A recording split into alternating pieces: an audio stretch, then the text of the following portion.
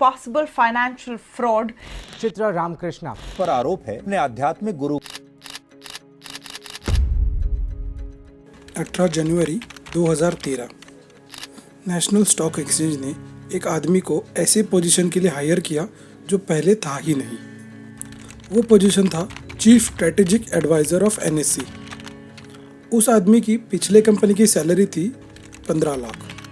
NSC में आने के बाद उसकी सैलरी हो गई 1,68,00,000। इसके सिर्फ 2 साल बाद उस आदमी की सैलरी हो गई 5 करोड़। सिर्फ 2 साल में 3300 गुना की सैलरी हाइक। ऐसा इसलिए हुआ क्योंकि एनएससी से कई मीलों दूर हिमालय के पर्वत में बैठे एक योगी बाबा ऐसा चाहते थे। आप सोच रहे होंगे उस आदमी ने योगी बाबा से मन्नत मांगी होंगी। मन्नत किसी की पूरी होती है, किसी की नहीं। लेकिन अगर आप और गहराई में जाके देखोगे तो आपको पता चलेगा कि ये मामला काफ़ी बड़ा है।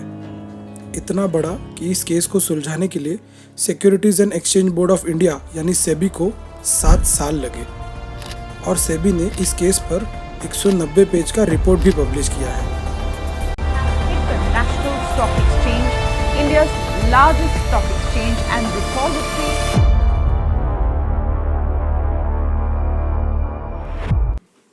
ये स्कैम हुआ है नेशनल स्टॉक एक्सचेंज में, जो कि दुनिया का 9वां सबसे बड़ा स्टॉक एक्सचेंज है। चित्रा रामकृष्णा जो एनएससी की सीईओ रह चुकी है, 20 साल से एक योगी बाबा से एडवाइस लेती थी एनएससी के अहम फैसले लेते वक्त।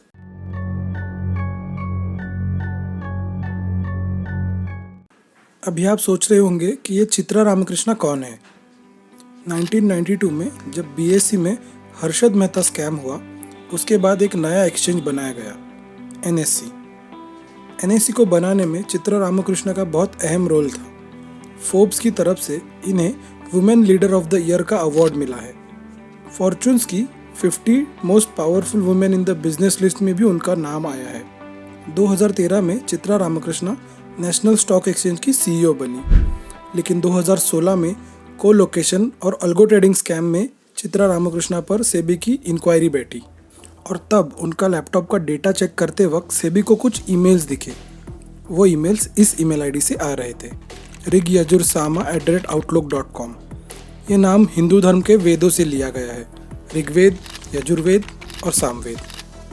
जब सेबी ने चित्रा रामकृष्णा को इन ईमेल्स पर हुई बातों के बारे में पूछा, तब उनसे पता चला कि वो पिछले 20 साल से हिमालय में बैठे हुए एक योगी बाबा से गाइडेंस ले रही है और इस बाबा को उन्होंने कभी देखा नहीं है क्योंकि वो इंसानी रूप में है ही नहीं। वो एक सिद्ध पुरुष है जिनके पास आध्यात्मिक पावर्स है।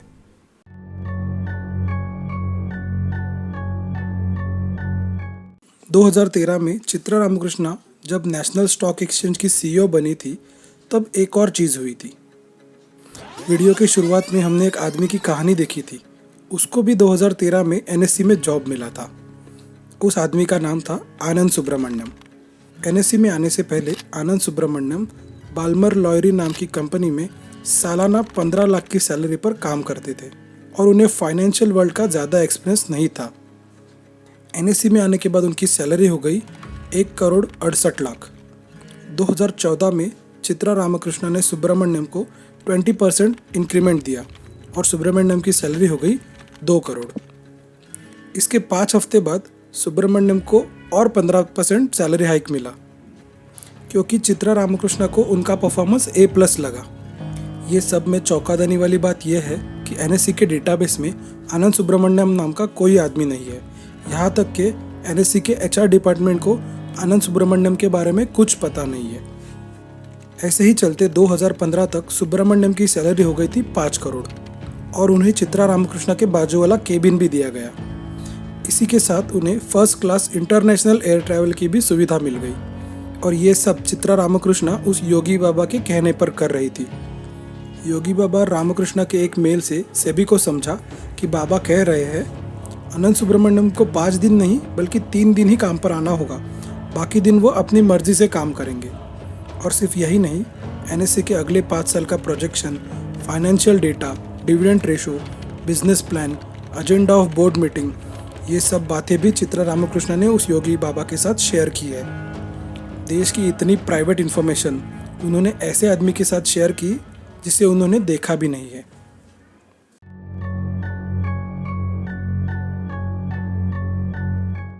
Their spiritual powers do not require them to have any such physical coordinates and would manifest at will.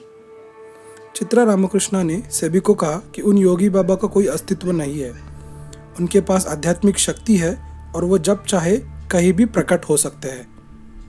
5 सितंबर 2015 के मेल से सभी को ये पता चला कि योगी बाबा रामकृष्णा को कह रहे हैं, Som, if I had the opportunity to be a person on earth then Kanchan is the perfect fit, आशीर्वादम।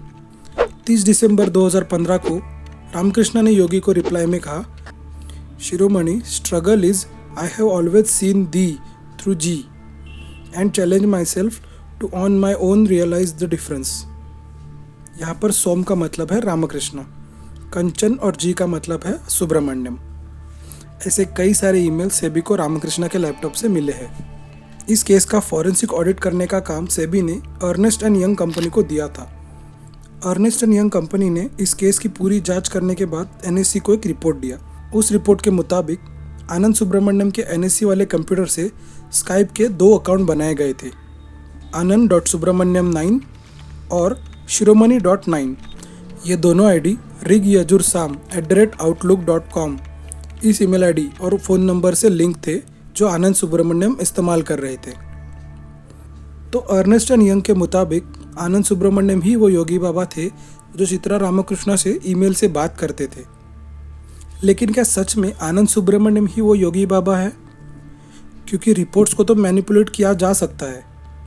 और एनएससी से इनसाइडर न्यूज़ ये है कि चित्रा रामकृष्णा और आनंद सुब्रमण्यम की केमिस्ट्री काफ़ी अच्छी थी। तो ये सारी बातें आनंद सुब्रमण्यम डायरेक्ट भी तो कर सकते थे। फेक आइडेंटिटी बनाने की क्या ज़रूरत थी? और आनंद सुब्रमण्यम तो 2013 में एनएससी में आए थे, लेकिन चित्रा रामकृष्णा ने तो कहा कि वो इन बाबा से 20 साल से ईमेल पर बात कर रही है। ईमेल्स में दिए गए रिप्लाई से तो लगता है कि यह आदमी को फाइनेंशियल दुनिया का अच्छा नॉलेज है और आनंद सुब्रमण्यम को तो फाइनेंशियल दुनिया का ज़्यादा एक्सपीरियंस नहीं था। इसी के साथ आनंद सुब्रमण्यम का इंग्लिश भी इतना अच्छा नहीं था। तो आखिर ये अननोन पर्सन है कौन? ये भी तो हो सकता है कि ये सबके पीछे किसी बड़े आदमी का हाथ हो और आनंद सुब्रमण्यम का नाम आगे किया जा रहा है। फिर वो कोई भी हो सकता है, किसी देश का स्पाई एजेंट, कोई हैकर, कोई पॉलिटिशियन या फिर एनएससी का ही कोई और आदमी। 7 साल बाद आज भी कई सवालों के जवाब बाकी है। इस स्कैम से सेबी ने चित्रा रामकृष्णा के साथ 4 लोगों को नोटिस भेजा है। इन 5 लोगों के अलावा सेबी ने एनएससी को भी नोटिस भेजा है। आज तक स्टॉक मार्केट में कई सारे स्कैम्स हुए हैं। हर्षद मेहता स्कैम, केतन पारेख स्कैम, सत्यम स्कैम और अब ये वाला स्कैम। लेकिन ऐसी कौन सी इंडस्ट्री है जिसमें स्कैम्स नहीं होते? हर इंडस्ट्री में स्कैम होते हैं। इसका मतलब ये नहीं कि वो इंडस्ट्री ख़राब है। स्टॉक मार्केट आज भी लॉन्ग टर्म में वेल्थ जनरेट करने का सबसे बेस्ट ऑप्शन है।